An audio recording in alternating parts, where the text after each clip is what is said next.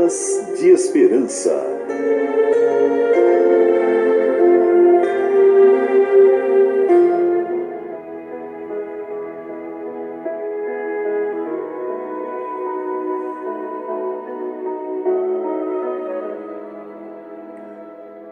O sacrifício do Cordeiro é o tema que eu trago para meditação para este momento. O sacrifício do Cordeiro, o verdadeiro sentido da Páscoa. Entre os judeus, os 12 anos eram a linha divisória entre a infância e a adolescência. Ao completar essa idade, o menino hebreu era considerado filho da lei e também filho de Deus. Eram-lhe dadas especiais oportunidades para instruções religiosas e esperava-se que participasse das festas e observâncias sagradas.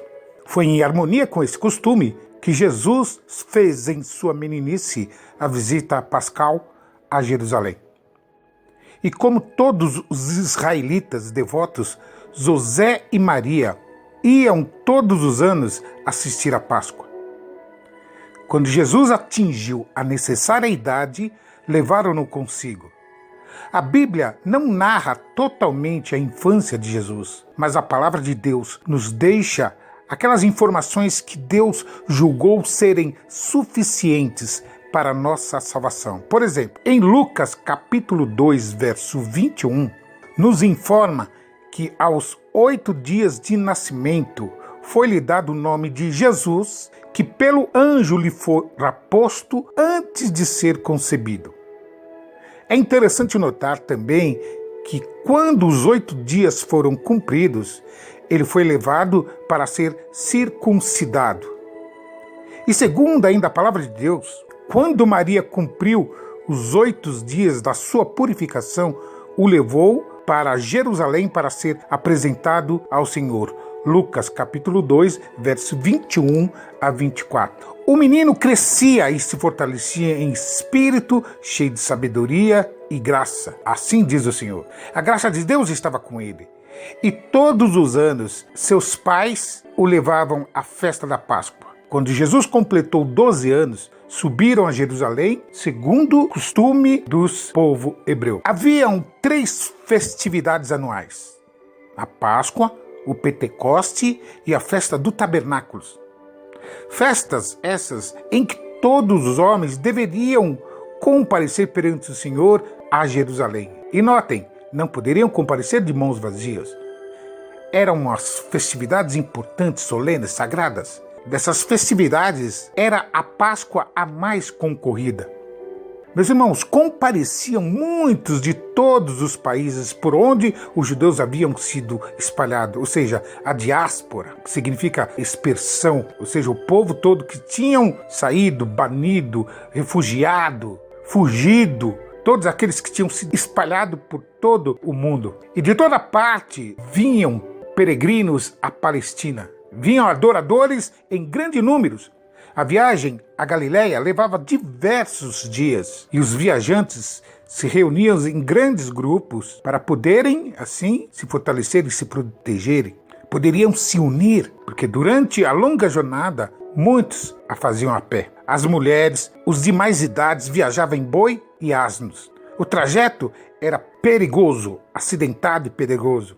Os homens mais fortes viajavam a pé com seus filhos maiores que podiam caminhar. Sabemos até hoje que tudo era festa e alegria para as crianças. Era uma aventura para os pequeninos e adolescentes.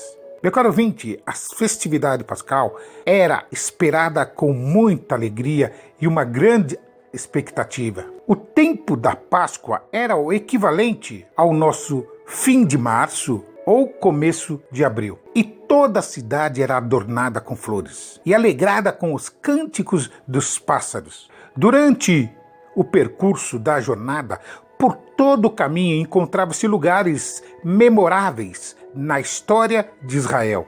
Pais e mães contavam aos filhos as maravilhas que Deus havia operado em favor do seu povo. Entretinha a longa jornada com cânticos, hinos e histórias dos heróis, dos profetas do povo de Israel. Caminhavam até avistarem as torres de Jerusalém. Todas as vozes se ajuntavam numa só alegria sem tamanho. Não era por menos, porque a observação da Páscoa começou com o nascimento da nação hebraica. Isso mesmo, com o nascimento, a ressurreição de uma nação que estava escravizada no pecado, morta no pecado, no paganismo. Segundo o que está relatado em Êxodo 11 e o capítulo 12 também, das Escrituras Sagradas, quando parecia não haver mais esperança, quando parecia não haver mais escapatória para o povo de Israel, da libertação do povo de Deus por parte do faraó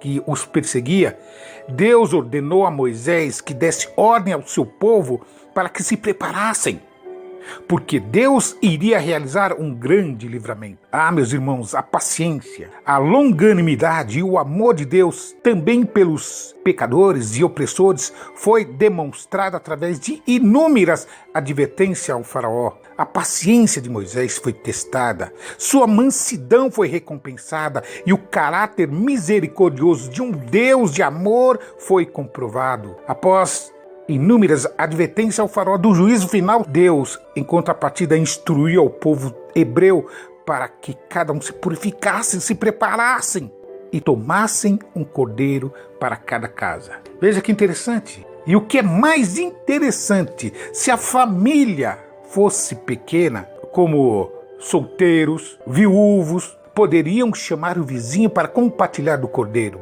O cordeiro, por sua vez, ou um cabrito, deveria ser sem mácula, ou seja, sem mancha, sem defeito nenhum, perfeito, para que fosse sacrificado e ofertado ao Senhor. Êxodo capítulo 12, do verso 1 a 7, você pode ler depois. As famílias deveriam se reunir dentro de suas casas e, havendo marcado as portas com o sangue do cordeiro imolado, cada um deveriam comê-lo com ervas amargas e pão sem tempero. Assim vos comereis, disse Deus. Era uma ordem, era uma orientação divina sagrada. Meu irmão, você, meu caro ouvinte, aqui está uma das lições mais poderosas e lindas da palavra de Deus.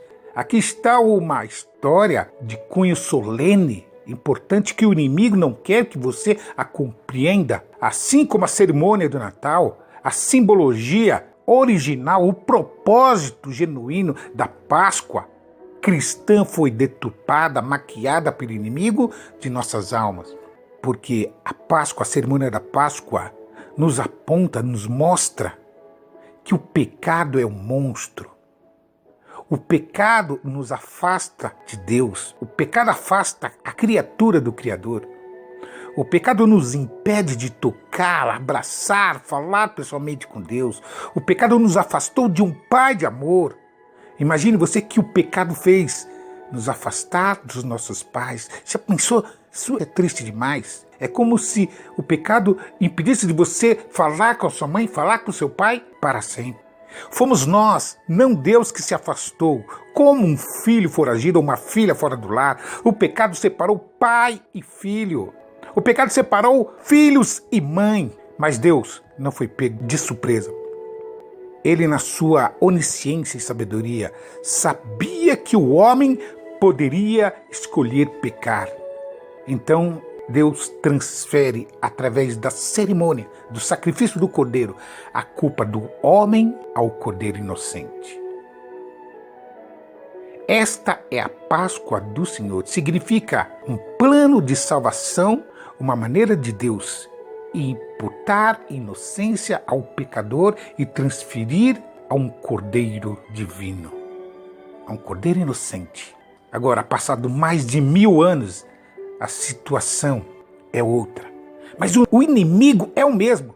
Através agora de Faraó, o inimigo deturpa novamente o caráter de Deus. Desafia novamente o caráter e o amor longânimo de Deus.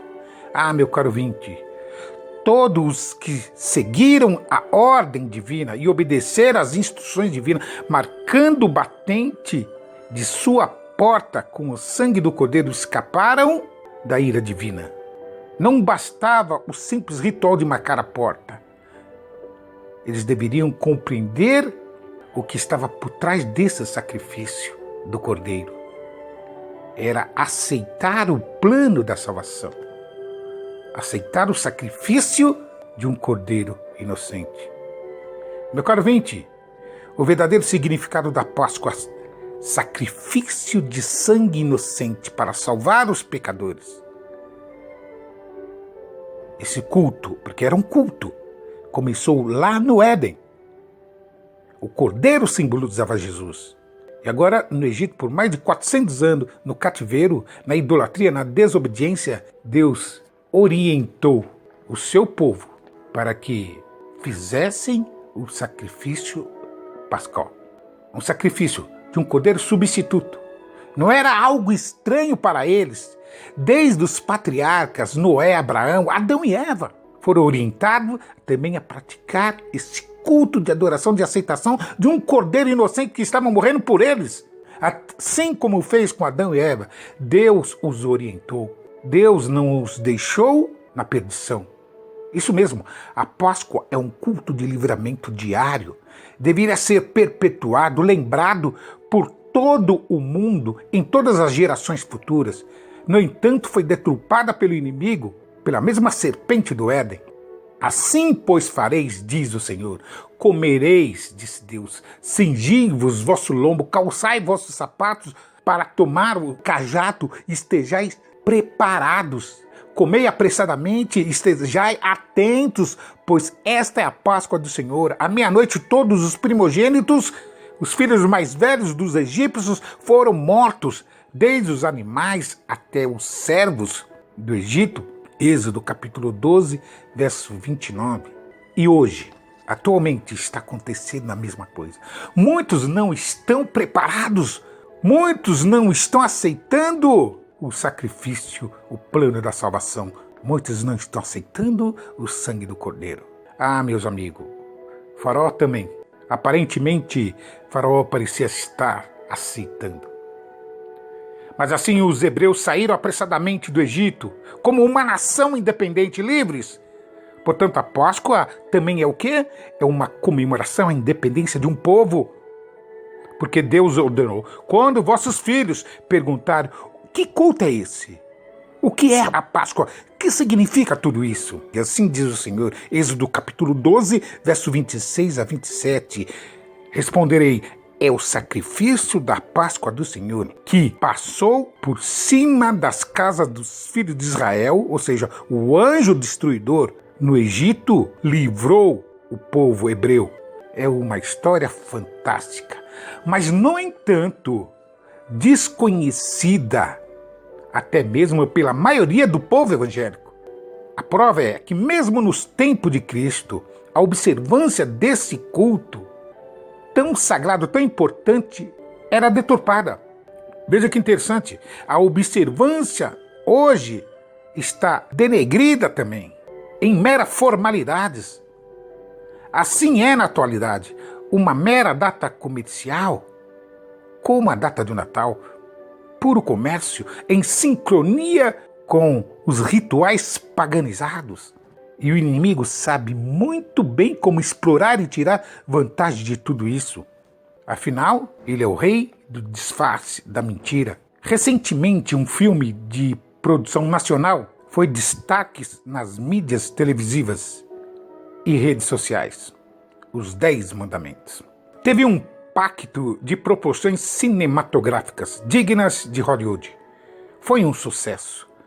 Lotaram-se salas em todo o território nacional e também em alguns países. Foi um recorde de bilheteria. Confesso que fiquei tentado a assistir nas salas também comerciais pelos efeitos amplamente divulgados e continuamente exaltado pela emissora detentora da produção. Meus irmãos, esta emissora, que possui, como nós sabemos, e dirige uma instituição religiosa, ou seja, uma igreja universal, dava ênfase, e o chamariz era o quê?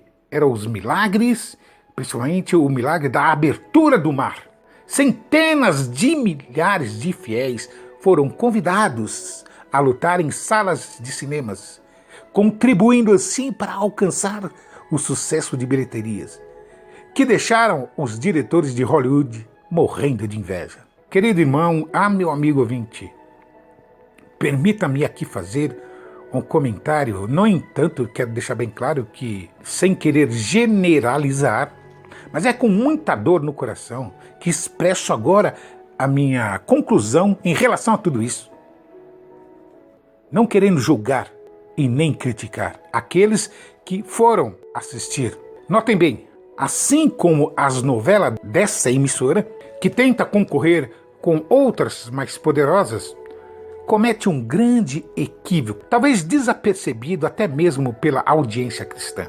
Eu, por exemplo, fiquei muito feliz quando em 1989 a Record, que pertencia ao Silvio Santos, até então, foi vendida para esta instituição. Surgiu no cenário televisivo para concorrer com a poderosa número 1 na década dos finais de 80. No começo, não sei se vocês lembram, as programações eram de cunho religioso, com desenhos bíblicos e histórias de Jesus, que poderíamos deixar nossas crianças de frente ao aparelho de televisão sem susto. No entanto, com o passar do tempo, com o passar dos anos, a concorrência e a briga acirrada pela audiência fez com que esta emissora também entrasse no segmento, no ramo de novelas. E daí foi um pulo para erotizar e tornar as histórias bíblicas em novelas sensuais. Misericórdia. Não foi isso que aconteceu? Notaram que, pouco a pouco, o formato foi mudando, uniram um santo com um profano, transformando as histórias divinas em novelas sensuais, que tanto eles criticavam da concorrência. É por isso que hoje também não me animo a assistir mais essa emissora. Por isso que eu não fiquei tentado, ou melhor, eu não fui assistir o filme Os 10 Mandamentos, justamente porque eu sabia que muitas coisas irão ser incluídas que não tinham nada a ver com a palavra de Deus. Sim, meus irmãos, assim age o inimigo, erotizando, enganando, aliciando, arrebatando milhares de fiéis aos seus pés, com a idolatria e libertinagem e promiscuidade. Quando a palavra de Deus é dita, é pregada com 99,9% correta e 1% errada, já comprometeu toda a palavra de Deus. Se torna mentira. É mentira. Está contaminada. Porque Satanás faz isso. Ele prega meias verdades. Vou repetir. 99,9% de verdade já está comprometida. Se faltar 1%, já deixa de ser a palavra de Deus. Então não adianta passar essas programações, entre aspas, cristãs, se o roteiro está deturpado, está manchado. É assim age o inimigo. O tempo todo. Essa é a sua estratégia, deturpar o real significado do plano da salvação. Os roteiristas pagos provavelmente não são cristãos, são pessoas pagas, pessoas comerciais, empresários. Para quê? Para que se alcançar o único objetivo, não para alcançar as almas dos telespectadores, mas para alcançar a audiência. Eles estão preocupados com a audiência. Onde é a ênfase? A propaganda dos filmes dessas novelas? Nos milagres, nos sinais e maravilhas? Na abertura do Mar Vermelho? Notem onde o inimigo quer nos levar. Salvação pelas obras. Desviar o foco do Cordeiro, da salvação, do plano da salvação. Meus amigos, o propósito disso tudo é claro. Para os que estão atentos dos filmes e das novelas bíblicas, tem somente um objetivo: sinais e maravilhas. Não é chamada atenção para a obediência, para a entrega do coração, para a transformação de uma vida, para a conversão do telespectador. A ênfase são nos sinais e nos milagres. Quando Deus ordenou ao seu povo para serem obedientes, para se prepararem, porque haveria de fazer um grande livramento, ele estava apontando para o cordeiro que foi imolado. Essa é a Páscoa, o verdadeiro sentido da Páscoa. Agora eu pergunto, um filme como Os 10 Mandamentos, se fosse feito realmente com um propósito genuíno cristão, então deveria ter convertido todos aqueles que foram assistir. Inclusive, famílias, pessoas lindas, maravilhosas, pessoas que Deus ama, de todo segmento religiosos, foram assistir essa programação. Das muitas pessoas de várias denominações, ubandistas, espíritas, católicos, pessoas das famílias sinceras, pessoas lindas que Deus ama, que Jesus morreu por elas também, foram assistir essa programação. E eu pergunto, onde estão essas pessoas? Se converteram? Porque me lembro das entrevistas, elas saíram maravilhadas, mas quando a pergunta era feita, o que achou do filme, a atenção era chamada no quê? Nos milagres, na abertura do mar. Em nenhum momento ninguém disse que os 10 mandamentos lhe tocou o coração. Se era válido guardar os 10 mandamentos, a obediência. O filme não apontava para a obediência dos 10 mandamentos. Pergunto a você, meu caro ouvinte, qual é o real significado da Páscoa para a sua casa? O que você responde para os seus filhos? O que você diz para o seu sobrinho, para os seus netos, para a sua filha? Que é o dia do coelhinho, que vamos ter chocolate? Na verdade, as festividades solenes e religiosas da palavra de Deus, tudo se tornou como um carnaval. Isso mesmo, como uma festividade pagã. É interessante notificar, quero compartilhar com vocês que, neste ano, segundo o noticiado pelas mídias de uma grande emissora, o carnaval foi chamado o Carnaval das Religiões. O secretismo religioso. O que mais me chamou a atenção foi a frase dita por uma repórter. O que importa é parecer ser. No carnaval vale tudo. Ou seja, não importa se é verdade ou não. O que importa é você fazer tudo o que você quer fazer. A igreja desceu ao asfalto para sambar.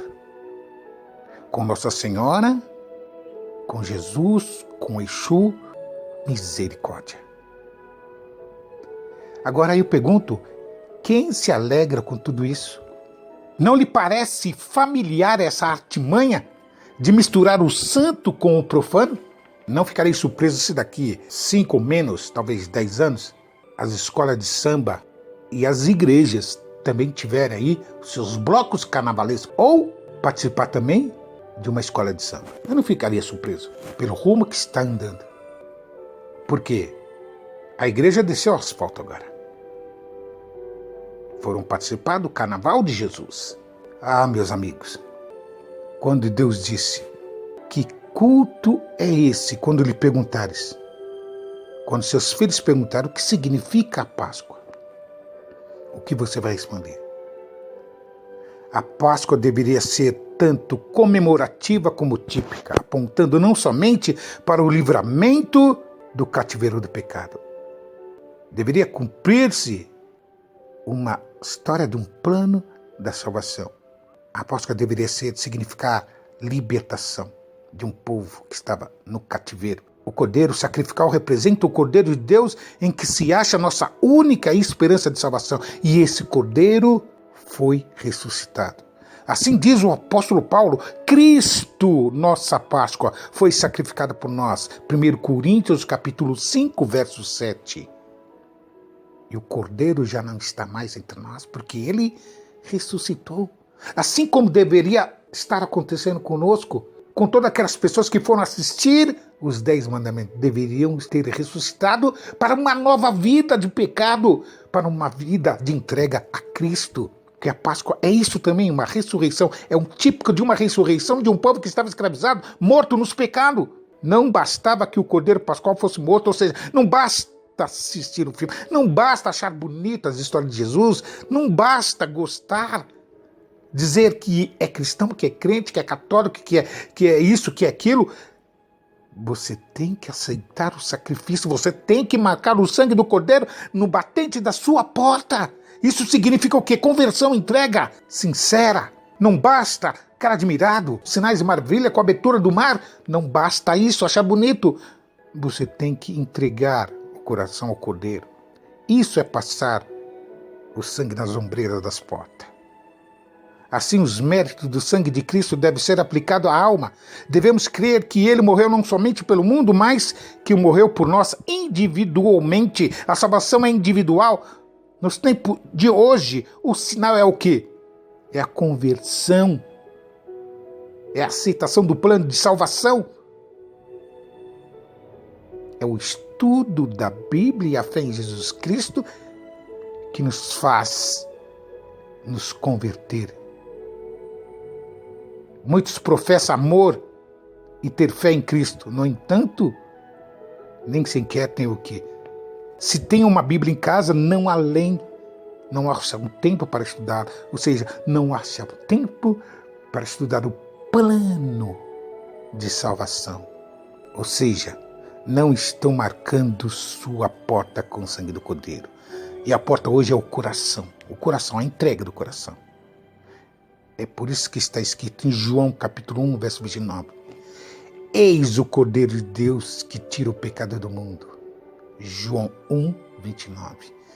Então nós temos que sim, aceitar esse plano de salvação. O Cordeiro já não está mais entre nós. A Páscoa deveria significar o quê para nós? A morte para o pecado e uma ressurreição para uma nova vida. Está você, meu caro ouvinte, marcando a porta do seu coração com o sangue do Cordeiro? Está você se preparando para a vinda de Jesus? Está você em sua casa se preparando para se encontrar com o teu Deus? Porque eu já ouço os pés de um Deus que se aproxima. E o apelo que eu faço, meus irmãos, que o Espírito da verdadeira Páscoa, que o Espírito Santo encontre ninho em teu lar e faça morada no teu coração. Amém?